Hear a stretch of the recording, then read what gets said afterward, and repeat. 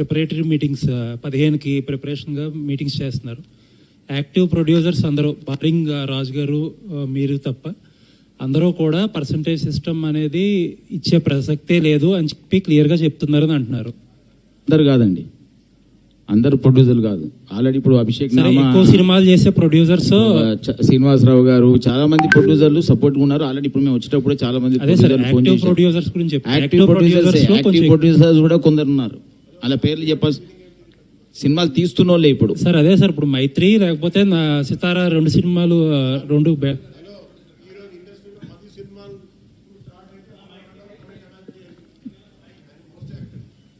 10 సినిమాలు ఇప్పుడు అర్ధ గంటలో కొంటాడు ఆయన. అదే సార్ ఇప్పుడు మీకు క్లారిటీ ఇస్తున్నా. యాక్టివ్ ప్రొడ్యూసర్ చాలా మంది దీనికి మద్దతుగా ఉన్నారు, కొందరు వ్యక్తులే మద్దతుగా లేరు. వాళ్ళ బాధలు వాళ్ళు చెప్పుకుంటున్నారు, వీళ్ళ బాధలు వీళ్ళు చెప్తున్నారు. బాధలు అందరికీ ఉన్నాయి, వాళ్ళకి బాధలు లేవని అనట్లేదండి. సినిమాలు మేము తీస్తున్నాం, వాళ్ళు తీస్తున్నారు, బాధలు ఉన్నాయి. కానీ ప్రాబ్లం ఏంటంటే బాధలు ఉన్నాయి కదా అని చెప్పేసి వాళ్ళు కనీసం సర్వే అవుతారు. ఇప్పుడు మేము సినిమాలు తీస్తున్నాం, ఇక్కడ కాకపోతే హిందీలో తీస్తున్నాం, బాలీవుడ్లో తీస్తున్నాం, ఎక్కడైనా సినిమా ఆగట్లా, థియేటర్లు ఆగిపోయే పరిస్థితికి వచ్చినాయి. ఇప్పుడు ఇక్కడ ఉన్న స్టేజ్ మీద ఉన్న చాలా మంది ఎగ్జిబిటర్లు మేము బంద్ చేస్తాం థియేటర్లు అంటే, లేదు పర్సంటేజ్ విధానానికి ఫైట్ చేసి పర్సంటేజ్ని నిలబెడతాం, మీరు ఓపిక పట్టండి అని ఒక 20 థియేటర్లు హోల్డ్ అయ్యి ఉన్నాయి ఇలా సిటీలో. లేకుంటే 20 థియేటర్లు బంద్ అయిపోతాయి ఇప్పుడు. కాకపోతే వాళ్ళకి హామీ ఇచ్చే మేము తీసుకొచ్చాము ఇక్కడికి. ఎందుకంటే ఇలా స్వార్థం ఏం లేదు, మాకు సెల్ఫిష్నెస్ ఏం లేదు. ఇక్కడ నైజాం ఏరియాలో థియేటర్లు బంద్ అయితే అందరు ప్రొడ్యూసర్లు బాంబేలో పోయి అగ్రిమెంట్ చేయాలి. ఇలా బాంబేలో సింగిల్ థియేటర్ లేదండి, ఎక్కడ సింగిల్ థియేటర్లో మన కూడా మొత్తం పోయింది. ఓన్లీ ఉన్నదల్లా ఇప్పుడు మన ఓన్లీ తెలుగు ఫిలిం ఇండస్ట్రీని ఉన్నాయి సింగిల్ థియేటర్లు. దీన్ని కాపాడుకోవాల్సిన బాధ్యత మనకుంది. ఇప్పుడు మేము ప్రొడ్యూసర్, డిస్ట్రిబ్యూటర్, ఎగ్జిబిటర్ మూడిట్లో ఉన్నాం మేము. అయినా ఎందుకోసం ఎగ్జిబిషన్ దాని గురించి వచ్చి ఇక్కడ నిలబడ్డాం. థియేటర్లు బతకాలి. ఇప్పుడు మాకే కాదు, మాకున్న థియేటర్లో ఎంత ఉన్నాయో మైత్రికి అంతే ఉన్నాయి, మిగిలిన వాళ్ళకు ఉన్నాయి, అందరికీ థియేటర్లు ఉన్నాయి. ఇక్కడ థియేటర్లు లేని వాళ్ళు ఎవరు లేరు. మా కోసం మేము సెల్ఫిష్గా దీనికోసం ఫైట్ చేయట్లే, బతకాలి. థియేటర్ సింగిల్ థియేటర్లో ఇప్పుడు మీరే ఉన్నారు, మీ మీడియా మిత్రులు, సింగిల్ థియేటర్కి మీరు ఇంట్రెస్ట్ చూపిస్తారా, మల్టీప్లెక్స్ చూపిస్తారా సినిమా చూడటానికి?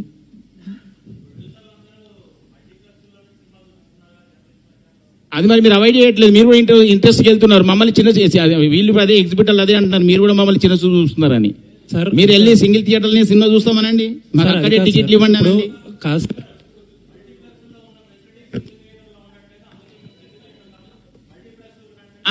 రైట్, మీరు చెప్పేది బాగుంది. మీరు ఇప్పుడు ఆ పర్సెంటేజ్ సిస్టమ్ అయిన తర్వాత మీరు ఏ థియేటర్లు అయితే ఆ ఫెసిలిటీస్ లేవో మీరు నిలదీయండి. ఇప్పుడు నా థియేటర్లు ఉన్నాయి, లేకుంటే సునీల్ థియేటర్లు ఉన్నాయి, లేకుంటే ఇంకెవరి థియేటర్లు, ఆ థియేటర్కి వెళ్ళి సినిమా చూడండి. సినిమా చూసిన తర్వాత ఏంటి థియేటర్ ఇలా ఉందని అప్పుడు మీరు రాయండి. సార్ సార్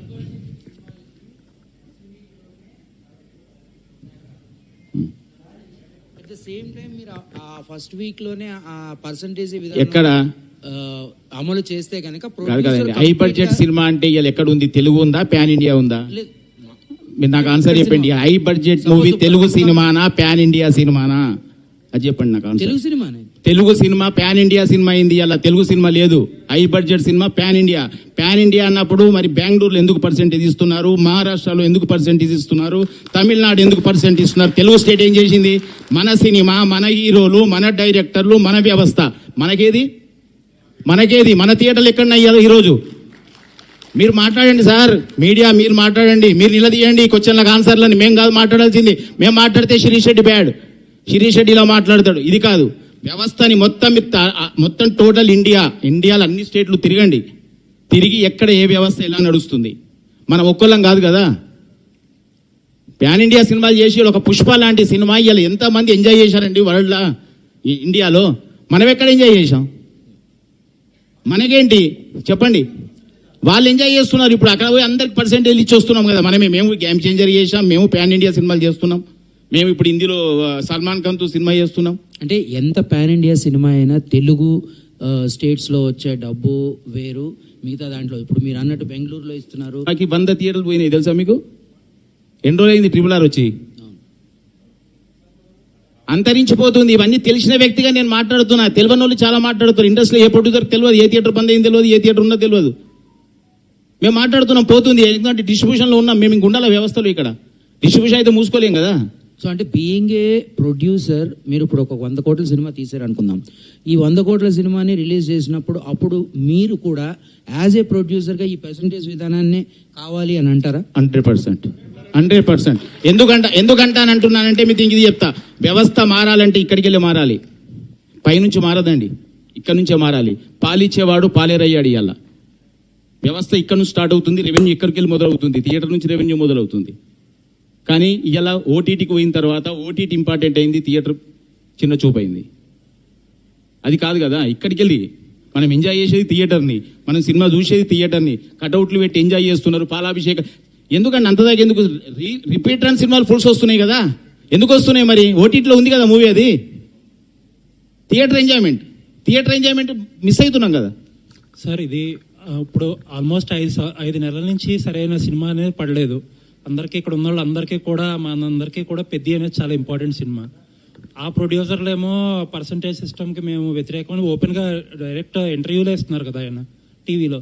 మరి ఏంటి దీనికి సొల్యూషన్ ఏంటి? ఎందుకంటే ఇంకా చాలా దగ్గరకు వచ్చేసింది. అంటే సొల్యూషన్ ఏం లేదండి. యాక్చువల్లీ మేమైతే పర్సంటేజ్ విధానం అని లాస్ట్ మంత్ ఫస్ట్ నుంచే స్టార్ట్ అయింది. లాస్ట్ మంత్ నుంచి అయితే కంప్లీట్గా పర్సంటేజ్ సిస్టమ్ తప్ప మేము రెంటల్ మీద సినిమా వేయట్లేదు. ఎగ్జిబిటర్స్ అందరు తీర్మానం చేసుకున్నారు. రేపు ప్రొడ్యూసర్లు అదే మంచి మనసుతో అందరు వచ్చేసి పర్సంటేజ్ విధానం మేము ఒప్పుకుంటున్నాం కానివ్వండి అన్నప్పుడు ఇండస్ట్రీ చాలా ముందుకెళ్తుంది. సార్, కౌన్సిల్ మీటింగ్లో ఇద్దరు ప్రొడ్యూసర్లో మీరు ఎవరైతే 22, 23 థియేటర్లు ఎవరైతే ఒక నోటీస్ పంపించారో, మీరు రన్ చేయలేకపోతే మాకు ఇచ్చేయండి థియేటర్స్, మేము రన్ చేసుకుంటామని అన్నట్టు తెలిసింది బయట వార్తలు వచ్చి. ఆ మాట వాళ్ళనంటే వాళ్ళు ఒప్పుకుంటారా? అంటారా అలా? అది అది అది అనే మాట నేను మీరు చెప్పండి. వ్యవస్థను మార్చడానికి ఇదంతా అంటే ఎవరు మాట్లాడితే ఒక ప్రొడ్యూసర్ ఒకప్పుడు అన్నాడు నా ముందటనే, థియేటర్లు వర్కౌట్ అయితే లేవు అంటే మూసుకోండి అన్నాడు ఆయన. ఆ వ్యక్తి ఇప్పుడు లేడు, ఇండస్ట్రీకి వెళ్ళిపోయాడు, సినిమాలు బంద్ చేశాడు, తీయడం మానేశాడు. అది కాదు కదా. ఇప్పుడు ఒక పని చేస్తున్నప్పుడు ఇప్పుడు మీరు వచ్చి నాకు క్వశ్చన్ వేశారు, మీరు అడగకండి అంటే అది కాదు కదా. మీ పని మీరు చేస్తున్నారు, మా పని మేము చేస్తున్నాం. అందరి పని వ్యవస్థ నడవాలంటే అన్ని సమఉజ్జిగా నడవాలి. సినిమా అన్నప్పుడు వాళ్ళు ఎందుకోసం తీస్తున్నారు, వీళ్ళు థియేటర్లో ఎందుకు వేస్తున్నారు? అందరూ బిజినెస్ ఇక్కడ మాకు వర్కౌట్ అయితే. ఇప్పుడు ఇంకోటి మీరు ఒకటి గుర్తుపెట్టుకోండి, ఒక హీరోకి రెమ్యునరేషన్ అడిగే హక్కు ఉంది. ఒక నిర్మాతకు సినిమాను అమ్ముకునేటప్పుడు ఏ రేట్ అయినా సరే ఈ రేట్ నాది అని చెప్పిన హక్కు ఉంది. ఒక డిస్ట్రిబ్యూటర్కు ఒక థియేటర్లో టర్మ్స్ చేసేటప్పుడు ఈ టర్మ్స్ కావాలి అని అడిగే హక్కు ఉంది. ఎగ్జిబిటర్కి ఏ హక్కులు లేవా చెప్పండి? ఏ హక్కు లేదా? అంటే ఏంటి అసలు? థియేటర్ ఇన్ని కోట్ల థియేటర్ని కట్టుకొని చేసి నాకు ఇది కావాలి అని అడిగితే సమస్యలు ఏంటండి? నాకు కావాలి అన్నప్పుడు ఎందుకు గొడవ? అంటే సార్ మీరు ఒక రిలీజ్ చేసిన ప్రెస్ నోట్లో ఫస్ట్ వీక్ కింద, సెకండ్ వీక్ కింద, థర్డ్ వీక్ కింద అని ఉంది. అంటే ఎయిర్ కూల్డ్ థియేటర్స్ కి అదే పర్సంటేజ్, ఎయిర్ కండిషన్ థియేటర్స్ అన్ని ఎయిర్ కండిషన్లు ఎయిర్ కూల్డ్ అవుతాయి కదండి. ఇచ్చినప్పుడు జరుగుతాయి కదా. ఇప్పుడు అదే చెప్పాను మీకు ఇంతకుముందు. ఇచ్చిన తర్వాత ఏ థియేటర్ అన్నా బాగాలేనప్పుడు నిలదీసే హక్కు మీకు కూడా ఉంది కదా.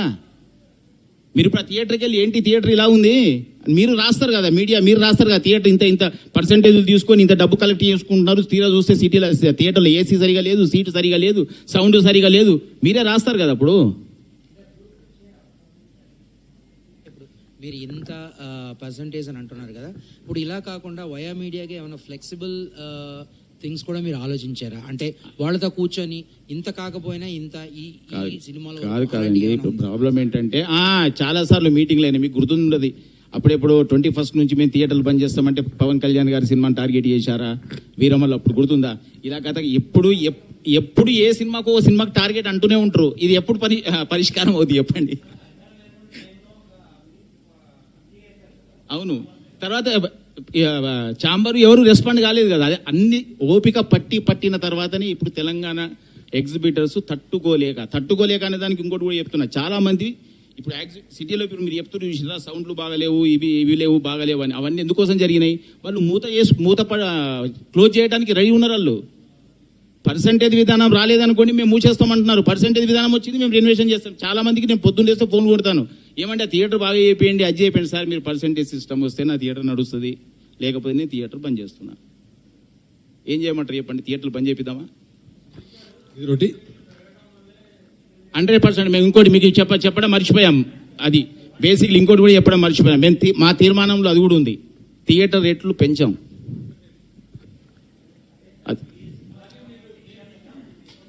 ఇప్పుడు తీసుకుంటామండి డిసిషన్. పాతే జరిగినాయి, ఎన్నో జరిగిపోయినాయి. ఇప్పుడు అవన్నిటికి సమాధానం చెప్పండి, చెప్పలేం కదా. ఇప్పుడు ఇక నుంచి మాత్రం లేదు ఇంకా. లాస్ట్ 2 years బ్యాక్ శిరీష్ గారు